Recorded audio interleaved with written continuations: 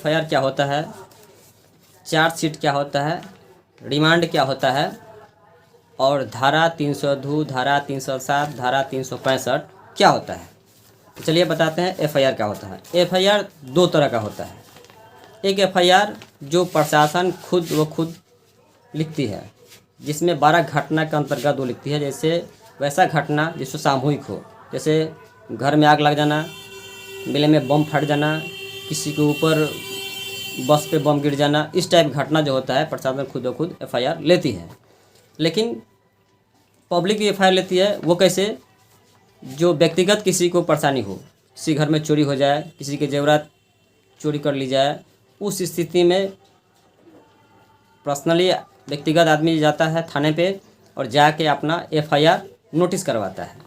तो उसके बाद प्रशासन करती क्या है, उस नोटिस के आधार पे उस पर मौका बर्दात पर जाती है और उसका जायज़ा लेती है। और उसमें आप जो नोटिस करवाए हैं अगर सही निकलता है तो आपका एफआईआर ले ली जाती है। एफआईआर लेने के बाद होता क्या है, कोर्ट को जो है थाना हैंडओवर करती है। उस स्थिति में क्या होता है, इसी चीज़ को हम चार्जशीट कहते हैं। चार्जशीट में होता क्या है, तो उसमें जो घटना हुई है उसका ब्यौरा लिखा जाता है। उसी में धारा लगती है कि आपने चोरी किया, डकैती किया, क्या किया, उसके ऊपर धारा लगता है। जैसे धारा में ये होता है, अगर 302 हत्या के ऊपर 302 लगता है, अगर 307 लगता है तो 307 में होता है कि किसी को आप मारे और वो बच गया, मरा नहीं, उस स्थिति में आपको 307 लगता है। और 365 जो है किडनैपिंग वैसा उस टाइप का केस आता है, तो आपको 365 प्रशासन लगा के चार्जशीट में लिख के कोर्ट को हैंडओवर करती है। उसके बाद होता ये है कि कोर्ट क्या करता है। अब कोर्ट आपको बुलाएगा, आप अपने सफाई में सबूत पेश कीजिए, अपने आप को निर्दोष साबित कीजिए। नहीं तो कोर्ट तो जमानत किस स्थिति में देगा आपको, रिमांड किस स्थिति में देगा। जमानत उसी स्थिति में देगा जब आपकी घटना जो है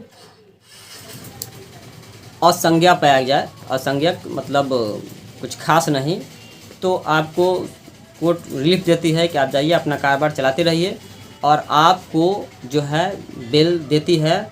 लेकिन उसके एवज में 2 गारंटर और 2 चाहिए तो आपको बेल देती है। उसके बाद केस चलते रहेगा, आप कोर्ट में जाते रहिए, और उसके बाद जो है बाद में रफा दफा होगा आप केस के हिसाब से।